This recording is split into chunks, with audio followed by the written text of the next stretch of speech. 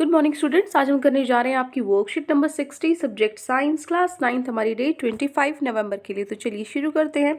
तो आज का जो हमारा टॉपिक है वो है स्ट्रक्चर ऑफ एटम। जो एटम है उसका स्ट्रक्चर कैसा है, जो किसने दिया, रदरफोर्ड मॉडल ऑफ एटम ने। रदरफोर्ड ने जो स्ट्रक्चर दिया, कल हमने पिछली वर्कशीट थी उसमें हमने कंप्लीट किया था थॉमसन का एक्सपेरिमेंट, है ना, कि थॉमसन ने क्या क्या बताया। जो वाटरमेलन है, कैसे वाटरमेलन को कंपेयर किया एक एटम से, जो उसके अंदर बीज होते हैं उनको इलेक्ट्रॉन बोला गया है ना, समझाने के लिए उसने किसका एग्जाम्पल लिया, वाटरमेलन का। तो आज हम पढ़ेंगे रदरफोर्ड के बारे में कि रदरफोर्ड ने क्या क्या एक्सपेरिमेंट किया और किस तरीके से उसने एटम को स्ट्रक्चराइज किया। ठीक है, अब देखो, सबसे पहले आपको पता होना चाहिए रदरफोर्ड मॉडल ऑफ एटम है क्या। हमें पता है कि जो प्रोटॉन है वो किसने डिस्कवर किया है, ई गोल्डस्टीन। ठीक है, जैसे कि कल की वर्कशीट में भी क्वेश्चन था कि इलेक्ट्रॉन किसने डिस्कवर किया है, इसका कल हमने पढ़ा था। ये आप मुझे कमेंट्स में ज़रूर बताओगे कि किसने इलेक्ट्रॉन को डिस्कवर किया। पिछली वर्कशीट में इसका आंसर मैं आपको बता चुकी हूँ, लिखवाया भी था। तो आज प्रोटॉन का है, प्रोटॉन को किसने डिस्कवर किया, ई गोल्डस्टीन ने। आप मुझे कमेंट्स में बताओगे इलेक्ट्रॉन किसने डिस्कवर किया है। ठीक है, इससे पता लगेगा कि आपने वो देखी भी है कि नहीं, अच्छे से समझने की कोशिश की है, लर्न भी करते हो कि नहीं।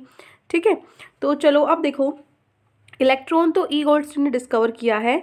किससे पहले, प्रोटॉन डिस्कवर किया है ई गोल्डस्टीन ने, किससे पहले, इलेक्ट्रॉन से पहले। ठीक है, इलेक्ट्रॉन से भी पहले डिस्कवर हो चुका है प्रोटॉन। उसके बाद जो अर्नस्ट रदरफोर्ड है, वो उसको इंटरेस्ट था ये जानने में, in knowing about the arrangement of electrons, की जो इलेक्ट्रॉन्स हैं उनको हम कैसे अरेंज कर सकते हैं। ठीक है, इलेक्ट्रॉन्स को किस तरीके से, भाई इलेक्ट्रॉन्स चारों तरफ है या इलेक्ट्रॉन से बीच में है, किस तरीके से हैं इलेक्ट्रॉन्स, ये जानने में उसको इंटरेस्ट था। एक एटम के अंदर कैसे इलेक्ट्रॉन्स के अरेंजमेंट है। अब देखो, तो उसने क्या किया, एक एक्सपेरिमेंट किया अल्फा पार्टिकल के साथ, which alpha particles were made to fall. मतलब क्या किया कि उसने अल्फा पार्टिकल्स को एक गोल्ड फॉइल के ऊपर क्या करवाया, गोल्ड फॉइल के ऊपर उसने उसके पार्टिकल्स को स्ट्राइक कराया। ठीक है, तो उसने कंक्लूड किया कि जितना भी स्पेस है एक एटम के अंदर वो ज़्यादातर खाली है, और जो इलेक्ट्रॉन्स है वो न्यूक्लियस के अराउंड सर्कुलर पाथ में घूमते रहते हैं। ठीक है, अच्छे से भी नीचे आपको ये जो एक्सपेरिमेंट है इसमें आपको बताती हूँ। मेन चीज़ तो आपको यहीं से समझ में आ गई। रदरफोर्ड ने क्या कंक्लूड किया, ही कंक्लूडेड कि जितना ज़्यादा स्पेस है, ज़्यादातर जो स्पेस एटम के अंदर वो क्या है, खाली है, एम्प्टी है, और जो न्यूक्लियस है वो जो इलेक्ट्रॉन है वो न्यूक्लियस के चारों तरफ घूमते रहते हैं। ठीक है, अब देखो क्या था उसका एक्सपेरिमेंट, उसने एक्चुअल में किया क्या था। Rutherford alpha particle scattering experiment हम इसको बोलते हैं। उसने क्या किया, एक गोल्ड फॉइल लिया, फॉइल पेपर आपने देखा होगा ना, तो उस तरीके का आपको वो सिल्वर कलर का होता है। तो उसी तरीके से एक पतली सी शीट उसने क्या ली, एक गोल्ड फॉइल, ये दिख रहा है ना आपको, वैसे ही गोल्ड का उसने एक फॉइल लिया जो 1000 एटम थिक ऑफ 1000 एटम, मतलब एक एटम के से 1000 टाइम्स वो क्या है, मोटा है, क्योंकि एटम ही इतना छोटा होता है, हम उसको अपनी आंखों से देख ही नहीं सकते। तो 1000 एटम, ये दिखने में आपको बड़ा लग रहा है लेकिन ये बहुत ही पतला है। ठीक है, क्योंकि आप खुद देख लो, जो आपकी अपनी किचन में देखा होगा फॉइल पेपर जिसमें आप खाना डाल के लाते हो, सिल्वर कलर का एक पेपर होता है, कितना पतला सा होता है ना, उसी तरीके का ये फॉइल पेपर है। तो उसने उस गोल्ड फॉइल को सेलेक्ट किया उसकी हाई मेलिएबिलिटी के लिए, क्योंकि वो मेलिएबल ईजी होता है। आपको पता है ना, गोल्ड की जो गोल्ड है वो कितने इजीली मेलिएबल होता है, हम कितनी सारी जो ज्वेलरी है हमारी वो सब बनाते हैं गोल्ड से। तो जो गोल्ड है वो उसकी मेलिएबिलिटी की वजह से उसने गोल्ड को चूज करा, and alpha particles were bombarded on it, और अल्फा पार्टिकल्स को उसके ऊपर गोल्ड फॉइल के ऊपर उसने क्या कराया, स्ट्राइक कराया। ठीक है, तो जो अल्फा पार्टिकल्स थे वो क्या है, पॉजिटिवली चार्ज हीलियम आयंस है। ठीक है, अल्फा पार्टिकल्स क्या है, alpha particles are positively charged helium ions. ठीक है, तो जो अल्फा पार्टिकल्स हैं उनको were expected to reflected as the atom has proton in it. जो अल्फा पार्टिकल्स है वो टकरा के वापस रिफ्लेक्ट होके आ जाएंगे, क्योंकि जो एटम है उसके अंदर प्रोटॉन्स है। ये उम्मीद तो यही थी ना, क्योंकि हमें तो पता है कि जो एटम्स है उसके अंदर प्रोटॉन्स होते हैं, इलेक्ट्रॉन्स होते हैं। तो प्रोटॉन से टकरा कर एटम के अंदर से जो अल्फा पार्टिकल्स है वो वापस आ जाएंगे। ठीक है, तो यहाँ पे देखो एक्सपेरिमेंट दिखाया हुआ है आपको, ये क्या है, आपका गोल्ड फॉइल है, ये क्या आपका अल्फा पार्टिकल है, इसको यहाँ से डायरेक्ट हमने क्या किया, इसको स्ट्राइक कराया। तो कुछ पार्टिकल्स यहाँ पे ऑब्जर्व हमने क्या किया, देखो ऑब्जर्वेशन क्या है कि most of the fast moving alpha particles pass straight through the gold foil, कि जितने ज़्यादातर अल्फा पार्टिकल्स थे ये आर पार निकल गए, स्ट्रेट फॉइल से पीछे निकल गई। ठीक है, क्रॉस कर लिया। और जो some of the particles were deflected by small angle, और कुछ जो पार्टिकल्स थे वो क्या हो गए, कुछ छोटे छोटे एंगल से डिफ्लेक्ट हो गए, मतलब वापस टकरा कर वापस आ गई। और 1/12,000 पार्टिकल्स, 12,000 में से एक ऐसा पार्टिकल मिल रहा था जो रीबाउंड हो रहा था। रीबाउंड का मतलब उसी जहाँ से वो गया था उसी रास्ते से वापस आया। डिफ्लेक्ट तो हो गया कि इधर डिफ्लेक्ट हो गया, लेकिन रीबाउंड क्या हो गया, यहीं से गया था और यहीं से आ गया, रिफ्लेक्ट हो गया। तो ये देखो यहाँ से आपको दिख रहा होगा एटम लेवल पे, ये क्या हो गया, आपका न्यूक्लियस है। ठीक है, तो यहाँ से कुछ तो ये आर पार आपको दिख रहे हैं, आर पार निकल गई, और कुछ अल्फा पार्टिकल्स ऐसे डिफ्लेक्ट हो गई, मुड़ गई। ठीक है, लेकिन बीच में यहाँ पर जो बीच में ये दिख रहा है आपको, ये यहाँ से जाके वापस इधर आ गया। ठीक है, अब देखो Rutherford model of atom.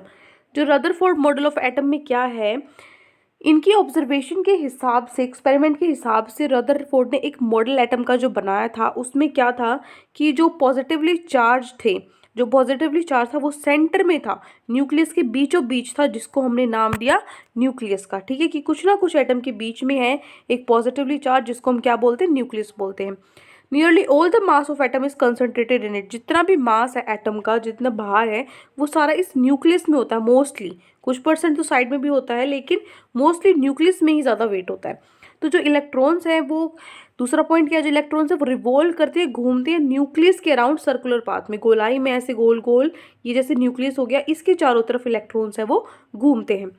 Third है the size of the nucleus is very small. जो न्यूक्लियस का साइज है वो बहुत ज़्यादा छोटा है as compare to size of atom. Atom का ही इतना छोटा होता है, उससे भी बहुत छोटा है न्यूक्लियस का साइज।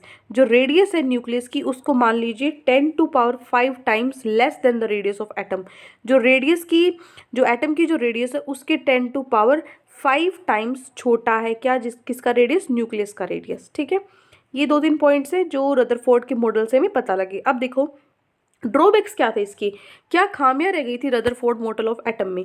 तो देखो जो रेवोल्यूशन है इलेक्ट्रॉन्स का, जो इलेक्ट्रॉन्स चारों तरफ घूम रहे थे सर्कुलर पाथ में, गोलाई में, किसके अराउंड, न्यूक्लियस के around, is not expected to be stable. वो स्टेबल नहीं थे। ठीक है, as the electrons are charge particles. हमें पता है कि जो इलेक्ट्रॉन्स है वो कैसे हैं, चार्ज पार्टिकल्स, उन पे चार्ज होता है।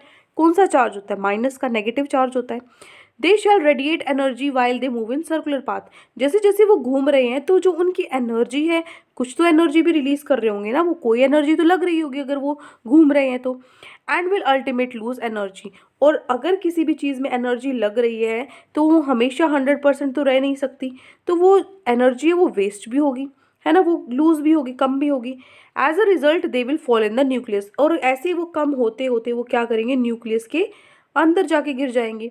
ठीक है, लेकिन जो एटम्स हैं वो हमें स्टेबल मिले, लेकिन ये सब नहीं हुआ, क्योंकि अगर हम अपना लॉजिक जो जितना हमें पता है कि भाई जो एनर्जी लग रही है किसी भी चीज़ में, तो एनर्जी तो कम भी होती है। ठीक है, 100% एनर्जी तो हमेशा रहती नहीं है, तो एनर्जी कम होगी तो एटम्स, जो इलेक्ट्रॉन्स है वो तो न्यूक्लियस के अंदर घुस जाने चाहिए। ठीक है, तो ये बात जो रदरफोर्ड है वो नहीं एक्सप्लेन कर पाया, क्योंकि इसने जो वो रखा था, जो इसके मॉडल के हिसाब से, तो वो क्या हो जाना चाहिए, जो इलेक्ट्रॉन्स है उसको ये अच्छे से एक्सप्लेन नहीं कर पाया। तो क्या हुआ, वो स्टेबल नहीं, उस स्टेबिलिटी को नहीं प्रूव कर पाया कि इलेक्ट्रॉन्स है जो, कि वो स्टेबल, उसकी जो स्टेबिलिटी उसको नहीं प्रूव कर पाया। जबकि जो एटम्स है वो तो स्टेबल ही है, ये तो हमें पता ही है। इसी तरीके, तभी तो वही एटम है, एग्जिस्ट कर रही है कोई चीज़, वो स्टेबिलिटी है उसके अंदर, तभी तो एग्जिस्ट कर रही है। तो जो Rutherford model of an atom है वो एक्सप्लेन नहीं कर पाया इस फैक्ट को। ठीक है, तो ये हो गई ड्रॉबैक्स। अब चलते हैं हमारे क्वेश्चन आंसर्स पे। तो 5 क्वेश्चंस आज आपकी वर्कशीट में गिवन है, तो चलिए शुरू करते हैं। फर्स्ट क्वेश्चन है आपका, which metal was use by, कौन सा मेटल यूज किया था अर्नस्ट रदरफोर्ड ने अपने एक्सपेरिमेंट में। तो लिखोगे आप आंसर में गोल्ड फॉइल। क्या यूज किया था उसने, गोल्ड यूज किया था। ठीक है, ये हो गया क्वेश्चन 1। अब चलते हैं क्वेश्चन नंबर 2 पे। क्वेश्चन नंबर 2 क्या है, क्वेश्चन नंबर 2 में है, what were the observation made by Rutherford. जो रदरफोर्ड है उसने क्या क्या ऑब्जर्वेशन की, तो ऑब्जर्वेशंस क्या होंगी, most of the fast moving alpha particles past straight through the gold foil. जितने ज़्यादातर जो fast moving particles, alpha particles है, वो गोल्ड फॉइल से सीधा पार निकल गई। और जो कुछ पार्टिकल्स है वो डिफ्लेक्ट हो गई बाय स्मॉल एंगल्स, छोटे छोटे एंगल से वो वापस मुड़ गए।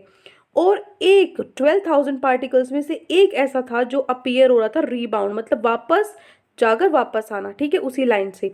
तो ये हो गया आपका क्वेश्चन नंबर 2। ये 3 आपकी ऑब्जर्वेशन हमने रदरफोर्ड मॉडल से देखी। क्वेश्चन नंबर 3 है which subatomic particles are present in the nucleus and in the circular paths in the atom।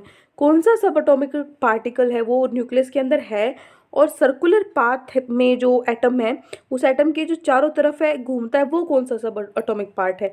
तो हमें पता है जो न्यूक्लियस के अंदर है जो प्रोटॉन्स हैं वो सब एटॉमिक पार्टिकल्स हैं जो न्यूक्लियस के अंदर हैं, और इलेक्ट्रॉन्स ऐसे सब एटॉमिक पार्टिकल्स हैं जो सर्कुलर पाथ में घूमते रहते हैं एटम के अंदर, ठीक है।